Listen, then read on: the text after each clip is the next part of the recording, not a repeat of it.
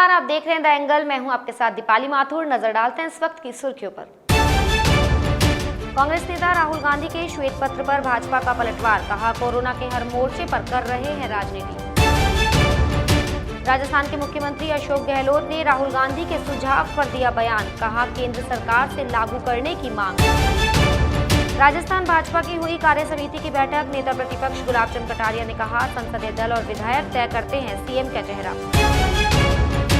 निर्दलीय विधायक रामकेश मीणा का बड़ा बयान, सचिन पायलट पर लगाया जातिगत राजनीति करने का आरोप। कोरोना की संभावित तीसरी लहर को लेकर राहुल गांधी ने आज प्रेस कॉन्फ्रेंस की।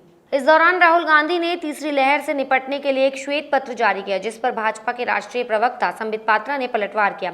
संबित पात्रा ने कांग्रेस पर निशाना साधते हुए कहा कि राहुल गांधी कोरोना के हर मोर्चे पर राजनीति कर रहे हैं। उन्होंने कहा कि पहले राहुल गांधी कांग्रेस शासित प्रदेशों में जाकर वैक्सीनेशन का जायजा ले। उन्होंने राहुल गांधी से सवाल पूछते हुए कहा कि पंजाब में हुए वैक्सीन घोटाले पर राहुल चुप क्यों हैं। उन्होंने आगे कहा कि कोरोना की दूसरी लहर कांग्रेस शासित राज्यों से शुरू हुई, सबसे ज्यादा मौतें कांग्रेस शासित राज्यों में हुई। दिल्ली में सर्वदलीय बैठक से पहले गुपकार गठबंधन के नेताओं की बैठक हुई। इसमें सर्वदलीय बैठक को लेकर रणनीति तैयार की गई है। पूर्व मुख्यमंत्री फारूक अब्दुल्ला ने अपने आवास पर people's alliance for Gupkar declaration की बैठक की अध्यक्षता की। इसके बाद वे पत्रकारों से रूबरू हुए। फारूक अब्दुल्ला ने कहा कि सर्वदलीय बैठक में नेशनल कॉन्फ्रेंस, पीडीपी समेत वे सभी दल शामिल होंगे जिन्हें न्योता मिला है। हमें कोई एजेंडा नहीं दिया गया है, इसलिए प्रधानमंत्री और गृह मंत्री के सामने हम अपना पक्ष रखेंगे। पीडीपी मुखिया महबूबा मुफ्ती ने कहा कि हमसे जो छीन लिया गया है हम उस बारे में बात करेंगे। महबूबा का इशारा अनुच्छेद 370 की तरफ था। अमरावती से निर्दलीय सांसद व अभिनेत्री नवनीत कौर को सुप्रीम कोर्ट से बड़ी राहत मिली है। सुप्रीम कोर्ट से नवनीत कौर राणा के जाति प्रमाण पत्र को निरस्त करने के बॉम्बे हाईकोर्ट के फैसले पर रोक लगा दी गई है। साथ ही सुप्रीम कोर्ट ने प्रतिवादियों को नोटिस भी जारी किया है। जस्टिस विनीत शरण और जस्टिस दिनेश माहेश्वरी की अवकाशकालीन पीठ ने 8 जून के बॉम्बे हाईकोर्ट के इस फैसले पर रोक लगाते हुए सभी प्रतिवादियों को नोटिस जारी करते हुए 4 हफ्ते में जवाब दाखिल करने के लिए कहा है। इस मामले की अगली सुनवाई 25 जून को होगी। कांग्रेस नेता राहुल गांधी ने कोविड पर व्हाइट पेपर जारी कर केंद्र की मोदी सरकार को एक बार फिर सुझाव दिया है। राहुल गांधी के सुझाव के बाद मुख्यमंत्री अशोक गहलोत ने भी सुझावों को अविलंब लागू करने की मांग की है। सीएम अशोक गहलोत ने कहा कि राहुल गांधी ने कोविड पर व्हाइट पेपर जारी कर जो सुझाव दिए हैं उनका परीक्षण कर केंद्र सरकार को अविलंब लागू करना चाहिए। गहलोत ने कहा कि पूर्व में भी राहुल गांधी ने केंद्र की मोदी सरकार को वैज्ञानिक दृष्टिकोण से कई महत्वपूर्ण सुझाव दिए थे, जिन्हें समय रहते नहीं माना गया, जिसका खामियाजा देश को भुगतना पड़ा। राजस्थान में कॉलेज और विश्वविद्यालयों की परीक्षाओं को लेकर कोई फैसला नहीं हो पाया है। मुख्यमंत्री अशोक गहलोत की अध्यक्षता में इस संबंध में बैठक हुई, लेकिन फिलहाल इस मामले को लेकर कोई नतीजा नहीं निकल पाया है। मुख्यमंत्री गहलोत 2-3 दिन में इस पर फैसला ले सकते हैं। ऐसे में लंबे समय से परीक्षा पर फैसला आने का इंतजार कर रहे उच्च शिक्षा के करीब 20 लाख परीक्षार्थियों का भविष्य अंधकार में नजर आ रहा है। दरअसल कोरोना संकट के दौर में कॉलेज और विश्वविद्यालयों की परीक्षा होगी या नहीं, इस पर निर्णय लेने के लिए 25 मई को एक कमेटी का गठन किया गया था। मुख्यमंत्री अशोक गहलोत की अध्यक्षता में खान विभाग की समीक्षा बैठक हुई। इस बैठक में बंसी पहाड़पुर क्षेत्र को लेकर प्रेजेंटेशन दिया गया। बंसी पहाड़पुर क्षेत्र में रेड सैंड स्टोन के विपुल भंडार है। ई ऑक्शन करने पर विभाग को करीब 500 करोड़ राजस्व मिलने की संभावना है। खान मंत्री प्रमोद जैन भाया और एसीएस सुबोध अग्रवाल ने विभाग की कार्य प्रगति की जानकारी दी। मुख्यमंत्री की अध्यक्षता में हुई बैठक में प्रदेश की नई खनन नीति के प्रावधानों पर भी चर्चा हुई। सीएम गहलोत ने कहा कि प्रदेश में प्रचुर खनन संपदा है, ऐसे में सीएम ने अधिकतम खनन करने के निर्देश दिए। भाजपा कार्य समिति की महत्वपूर्ण बैठक जयपुर स्थित प्रदेश भाजपा मुख्यालय पर बुलाई गई। सेमी वर्चुअल बैठक में प्रदेश प्रभारी व सांसद अरुण सिंह, प्रदेश अध्यक्ष डॉक्टर सतीश पूनिया और विधानसभा में नेता प्रतिपक्ष गुलाब चंद कटारिया सहित प्रदेश पदाधिकारी, सांसद, विधायक मौजूद रहे। बैठक के बाद राजेंद्र राठौड़ और गुलाब चंद कटारिया ने पत्रकार वार्ता की।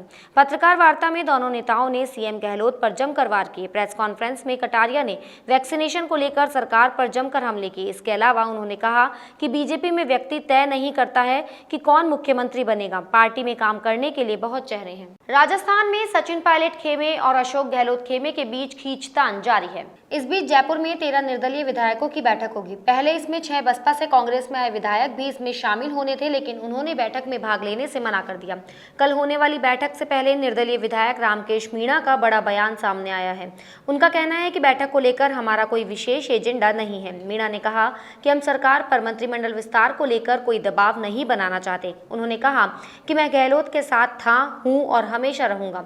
सियासी संकट में हम सरकार के साथ है। राजस्थान में गहलोत ही ऐसे व्यक्ति है जो पार्टी को जिंदा रखे हुए हैं। वहीं उन्होंने सचिन पायलट पर हमला बोला। उन्होंने कहा कि पायलट जातिगत राजनीति करते हैं, ऐसे लोगों को आगे बढ़ाया जाए तो पार्टी को नुकसान होगा। कोरोना महामारी के दौरान डॉक्टर्स जान की बाजी लगाकर लोगों की सेवा में जुटे हुए हैं। दूसरी ओर चौंकाने वाला मामला सामने आया है। प्रदेश में कई साल से 500 से अधिक डॉक्टर्स ड्यूटी से लापता है। सरकारी सेवा ज्वाइन नहीं करने वाले इन चिकित्सकों के खिलाफ चिकित्सा विभाग ने नोटिस जारी करके कार्रवाई शुरू कर दी है। इस मामले को लेकर निदेशक जन स्वास्थ्य डॉक्टर के शर्मा ने बताया कि कुछ समय से जिन चिकित्सकों को ज्वाइनिंग दी गई थी उन्होंने सरकारी सेवा ज्वाइन नहीं की, जिसके बाद ऐसे चिकित्सकों की एक लिस्ट तैयार की गई है और उन्हें ज्वाइन नहीं करने पर नोटिस जारी किया गया है। इन चिकित्सकों को 1 जुलाई तक अपनी ड्यूटी ज्वाइन करनी होगी, नहीं तो सभी ऐसे चिकित्सकों की सेवा समाप्त कर दी जाएगी। राजस्थान हाईकोर्ट ने जेल में बंद गैंगस्टर पपला गुर्जर को सुरक्षा देने को कहा है। कोर्ट ने पपला गुर्जर को जेल में सुरक्षा देने और दूसरी जेल में शिफ्ट करने को लेकर राजस्थान सरकार से 1 सप्ताह में जवाब पेश करने को कहा है। न्यायाधीश महेंद्र गोयल के अवकाशकालीन एकल पीठ ने यह आदेश पपला गुर्जर के अपने पिता के जरिए दायर याचिका पर सुनवाई करते हुए दिया है। याचिका में अधिवक्ता सुरेश कुमार ने अदालत को बताया कि याचिकाकर्ता पपला गुर्जर की हाई सिक्योरिटी जेल में हत्या की जा सकती है। याचिका में कहा गया है कि उसे जेल में इतना प्रताड़ित किया जा रहा है कि वह तंग आकर आत्महत्या कर ले। ऐसे में उसे जेल में सुरक्षा दिलाई जाए और देश के किसी अन्य जेल में शिफ्ट किया जाए। राजस्थान की दौसा एसीबी ने लालसोट में बड़ी कार्रवाई को अंजाम दिया है। एसीबी ने 25,000 रुपए की रिश्वत राशि के साथ एक पटवारी को रंगे हाथों गिरफ्तार किया है। दौसा एसीबी के डिप्टी एसपी राजेश सिंह ने बताया, आरोपी पटवारी विक्रम सिंह राठौड़ गैर मुमकिन आबादी भूमि से परिवादी को बेदखल नहीं करने और उसके नियमितीकरण की मांग को लेकर 1,25,000 रुपए की मांग कर रहा था। परिवादी ने इसकी शिकायत एसीबी में की। एसीबी ने प्रकरण का सत्यापन करवाया और उसके बाद आज जाल बिछाकर आरोपी पटवारी विक्रम सिंह राठौड़ को 25,000 रुपए की रिश्वत के साथ ट्रैप कर लिया। सिरोही विधायक संयम लोढ़ा ने राज्यपाल कलराज मिश्र का आबू रोड मानपुर हवाई पट्टी पर स्वागत किया। स्वागत के दौरान ज्ञापन देकर सिरोही जिले के विकास में भारत सरकार में अपने संपर्कों का उपयोग कर सहयोग करने का आग्रह किया। लोढ़ा ने कहा कि स्वयं मिश्र भारत सरकार के कैबिनेट मंत्री रहे हैं और प्रधानमंत्री से सीधा संपर्क है। केंद्र सरकार द्वारा सिरोही जिले में काफी कुछ कार्य करने की आवश्यकता है। विधायक संयम लोढ़ा ने राज्यपाल कलराज मिश्र को सौंपे ज्ञापन में बताया कि सिरोही जिला मुख्यालय पर बड़ी हवाई पट्टी बनी हुई है, लेकिन वर्षों से हवाई सेवा प्रारंभ नहीं होने से यहाँ के प्रवासी जो दक्षिण भारत के बड़े शहरों में व्यापार व उद्योग धंधे चला रहे हैं, वे अपनी जन्मभूमि में नियमित नहीं आ पाते हैं। जयपुर के त्रिपोलिया बाजार स्थित शिव शक्ति हनुमान मंदिर में 3 दिवसीय पाटोत्सव का समापन हुआ। महंत पुरुषोत्तम भारती ने बताया कि महोत्सव की शुरुआत विष्णु सहस्त्र नाम से हुई। इसके साथ ही ठाकुर श्री लक्ष्मी नारायण जी के चित्र के समक्ष तुलसी दल अर्पित किए। भगवान भोलेनाथ का गंगा जल से अभिषेक किया गया। विभिन्न फलों के रस से अभिषेक किया। पाटोत्सव के समापन अवसर पर भोलेनाथ का सहस्त्र घटाभिषेक किया गया। इस मौके पर जयपुर के संत महंत महाआरती में शामिल हुए। तीनों दिन मंदिर में श्रद्धालुओं का प्रवेश निषेध रहा।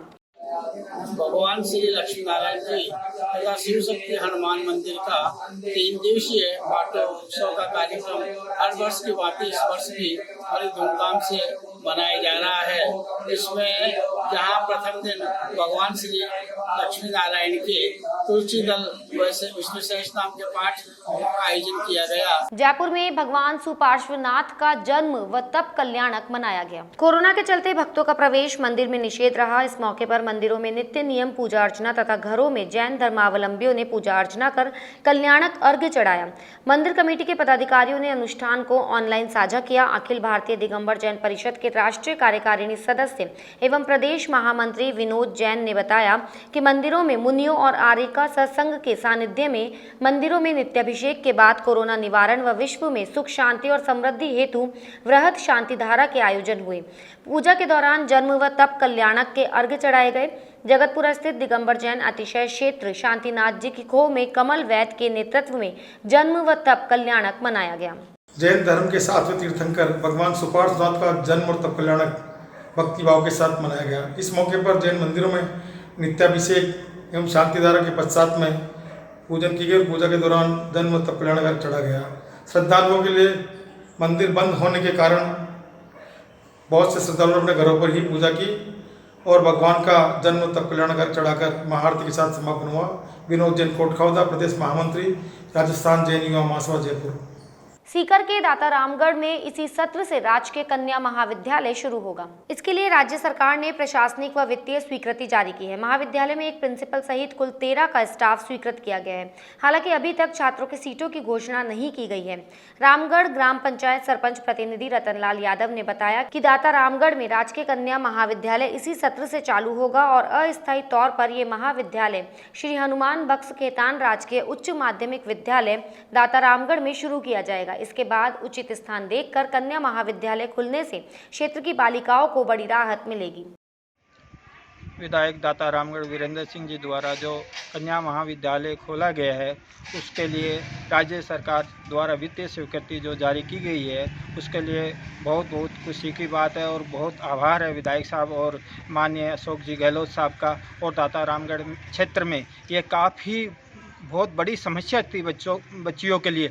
वो जयपुर और सीकर के पहले कोई भी सुविधा नहीं थी। इस कारण से ये जो यहाँ पे स्थानीय जो सीनियर स्कूल खेतान जो स्कूल में है उसमें खोला गया अस्थायी रूप से और यहाँ पर ज़मीन की व्यवस्था करके यहाँ पे दाता रामगढ़ तहसील उपखंड कार्यालय में जो महाविद्यालय कन्या महाविद्यालय खोले गए उसके लिए बारम्बार धन्यवाद विधायक साहब। बजट 2021 में राज्य सरकार द्वारा जो घोषणाएं की गई उसमें अहम जो घोषणा है वो कन्या महाविद्यालय दाता रामगढ़ में खोले जाने की थी, जिसकी वित्तीय और प्रशासनिक स्वीकृति जो है कल राज्य सरकार ने जारी कर दी है।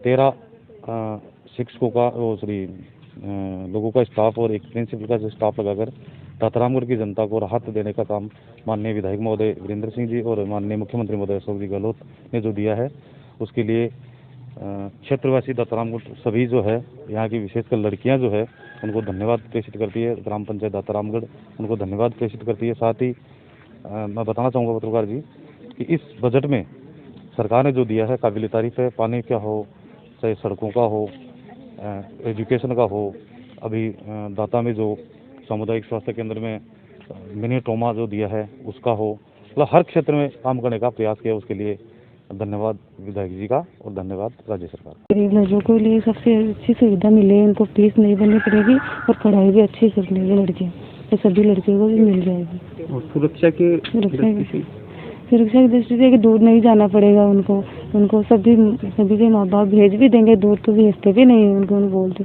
ये प्रॉब्लम हो जाती है, भेजते नहीं है। कन्या जो विश्वविद्यालय खुल रहा है इसके लिए हमारे आने जाने की सुविधा रहेगी लड़कियों को और किराया भी कम लगेगा, किराया भी बचेगा और लड़कियां जो नहीं पढ़ पा रही है, जो पढ़ाई से वंचित हो रही है, उनको पढ़ाई भी अच्छे से मतलब कॉलेज की जो पढ़ाई भी मिलेगी और लड़कियों को कहीं आवागमन की सुविधा रहेगी। पे कॉलेज बन रहा है वो ये बहुत अच्छी बात है कि हमें यहीं चाहिए था क्योंकि बहुत दूर जाना पड़ता है और पैदल जा भी नहीं सकते, किराया भी बचेगा और गरीब लोगों की सहायता भी होगी। ये हमें बहुत अच्छा लग रहा है। बुलेटिन में फिलहाल इतना ही। अगर आपको हमारा वीडियो पसंद आया हो तो हमारे चैनल को लाइक, शेयर और सब्सक्राइब जरूर करें।